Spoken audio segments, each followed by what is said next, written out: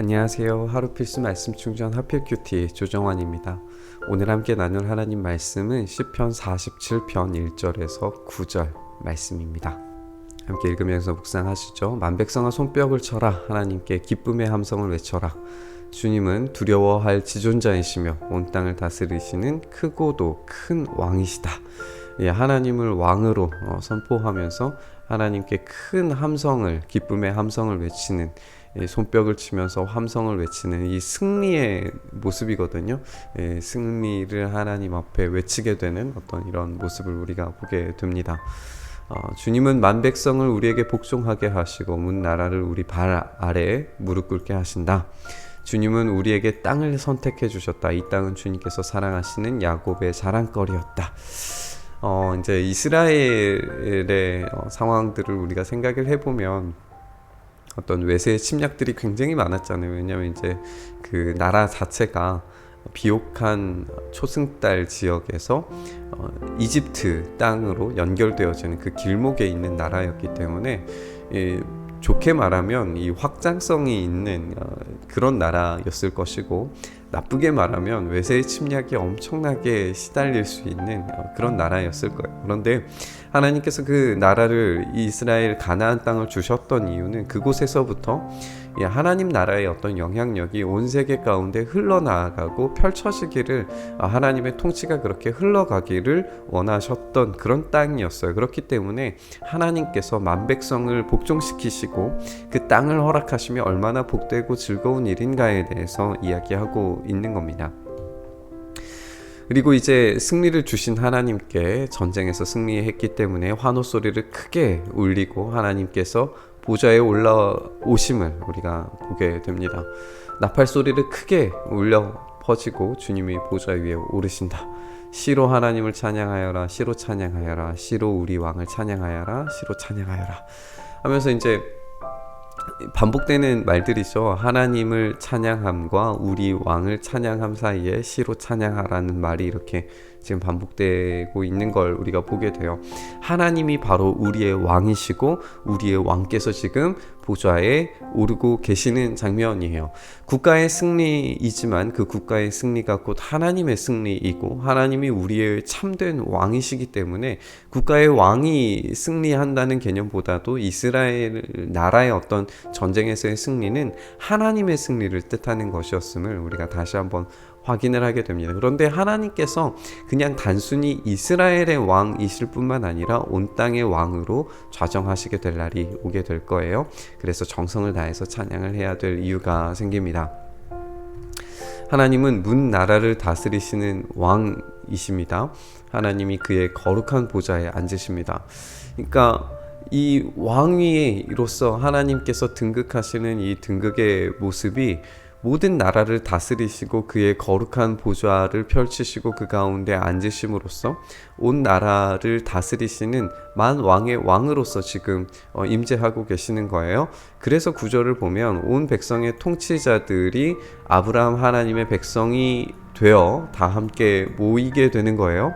그러니까 모든 백성의 통치자들이 하나님의 백성이 되게 되는, 그 앞에 굴복하게 되고 하나의 나라를, 하나의 국가를, 하나님의 통치 아래서의 국가를 이루게 되는 어떤 이런 온 세계 열방이 하나님 앞에 하나 되는 어떤 그런 그림들을 우리가 발견을 하게 되는 것 같아요.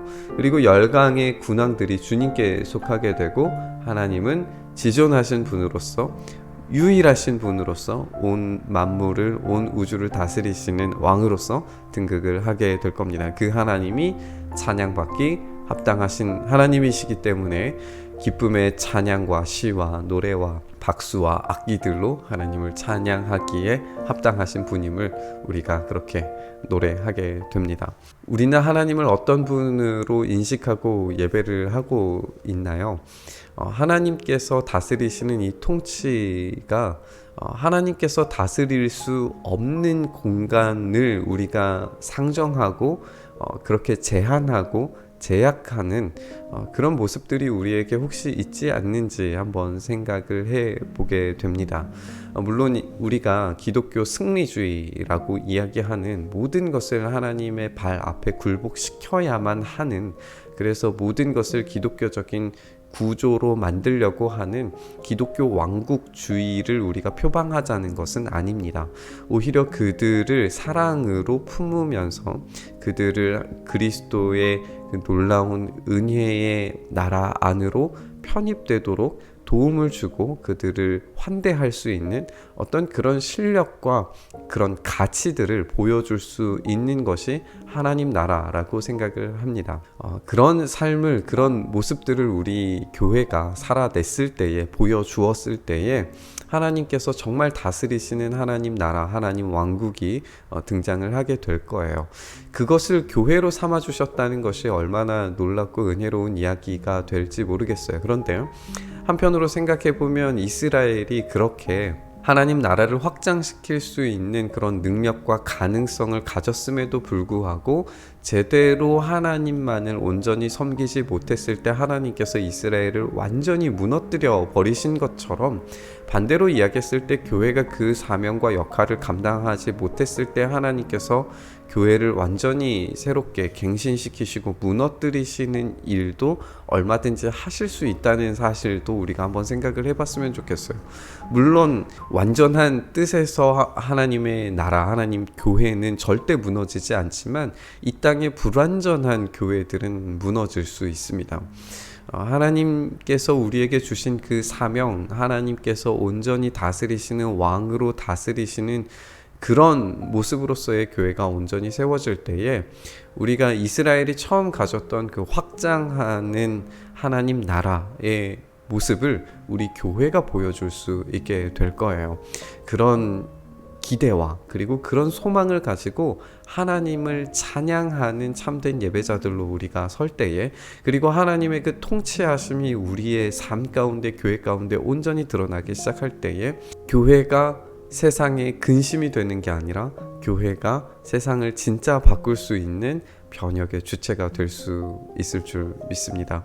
우리가 그 희망과 소망을 잃지 말고 이 말씀과 같이 다시 한번 하나님의 통치, 하나님의 다스리심을 기대하면서 우리가 먼저 그 다스리심을 경험하고 그 경험들이 세상 가운데 흘러갈 수 있게 해달라고 우리가 그렇게 간절히 기도하고 바라며 온전히 왕 되신 하나님을 찬양하는 시간 될 수 있었으면 좋겠습니다. 주님, 그렇게 우리를 다스려 주시고 우리를 통치하여 주시고 하나님의 놀라운 능력이 우리 교회들을 통하여서 세상 가운데 흘러가게 하시고 하나님 나라가 그렇게 확장되는 일에, 우리가 그 사명을 온전히 감당하는 일에 헌신할 수 있도록 우리의 삶을 붙드시고 인도하여 주시옵소서. 그렇게 우리의 삶을 만져주시고 만들어가 주시기를 간절히 소망하며 우리 주님 예수 그리스도의 이름으로 기도드리옵나이다. 아멘.